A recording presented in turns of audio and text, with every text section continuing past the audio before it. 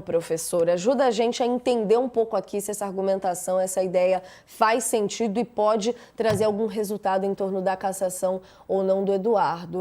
Dentro dessa história que eles estão citando, do Chicão dizendo inclusive que foi um erro da defesa do Brazão, agora a defesa do Eduardo quer usar ali apenas a íntegra do artigo, isso cola, não cola? O que a gente pode ver de notícias nesse sentido nos próximos dias?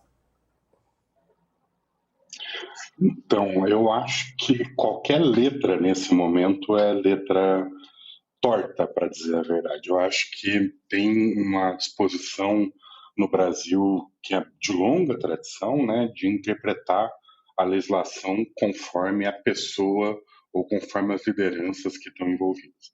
Isso é feito na Câmara dos Deputados pela presidência da Câmara há muitos anos, né? Isso é feito no STF há muitos anos. Então, a gente ter o aparato legal, a gente ter o texto da lei, a gente ter o texto do regimento, eu, eu tenho a impressão que nos ajuda pouco a entender como é que as pessoas vão atuar, né? Isso aí vai ser um acordo político, ainda que me pareça que a situação do deputado seja bastante absurda, né? Você tem um deputado fora do país, em outro país, representando ninguém a não ser ele mesmo e os interesses da sua família, e achar que isso pode ser razoável, né? Ainda mais quando a gente está falando de alguém que está a serviço da população e representando as pessoas.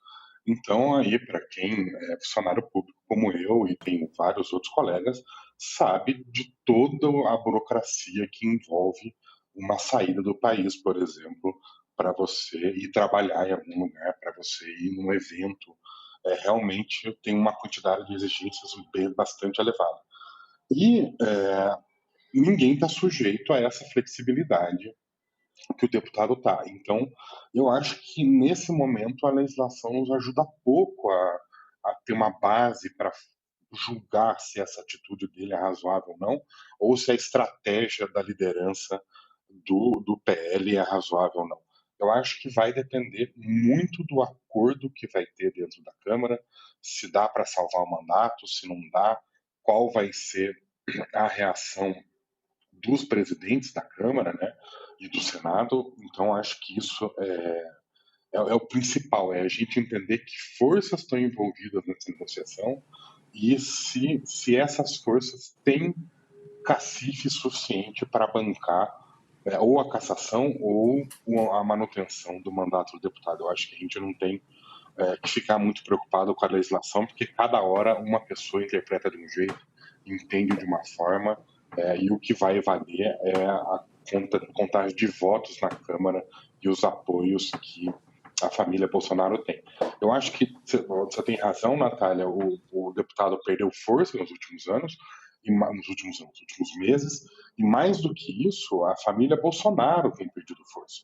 Né? Então, desde o julgamento, desde a prisão do ex-presidente, eu acho que esse argumento de estar fazendo resistência, né, do Eduardo Bolsonaro tem perdido força dentro e fora da Câmara. Os dados apontam isso e eu acho que fica cada dia mais difícil de sustentar a posição do deputado lá nos Estados Unidos.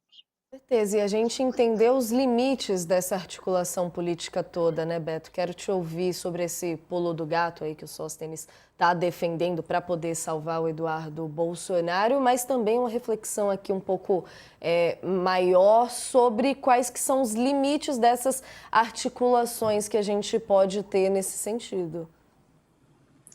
É o pulo do gato no precipício, Natália, na minha opinião, de forma muito rápida, porque, obviamente, é uma excrescência que uma pessoa que esteja fora do país, conspirando contra o país, continue no mandato, recebendo dinheiro, verba de gabinete. Isso fala muito mal da nossa democracia.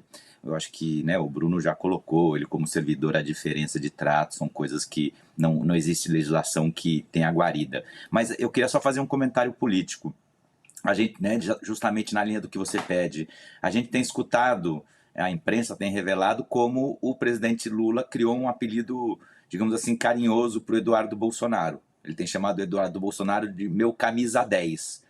Bom, o que o Sóstenes está fazendo é manter o camisa 10 do Lula em campo, porque o Eduardo ele poderia ser muito ruim, atrapalhando o processo diplomático brasileiro de tentar costurar uma volta das tarifas que ele fez os Estados Unidos impor ao Brasil. Isso parece que ele já é carta fora do baralho, né? Ficou claro que ele não foi nem que ele foi posto para correr, ele e Paulo Figueiredo nem conseguiram entrar na Casa Branca, no Departamento de Estado, quando o Mauro Vieira estava lá. Então lá fora eles não estão conseguindo mais atrapalhar, mas aqui dentro eles conseguem atrapalhar a oposição, não o governo Lula, porque com a atuação do Eduardo Bolsonaro ele expõe a oposição ao Lula e de quebra ele divide, porque fica essa brigaiada que a gente tem visto nas últimas 3, 4 semanas entre setores da direita em relação às posições. Então, eu acho que essa atuação do Sóstenes Cavalcante e do Peri para manter o Eduardo Bolsonaro como deputado, nesse momento, é um presente para o presidente Lula. É manter o camisa 10 do Lula em campo.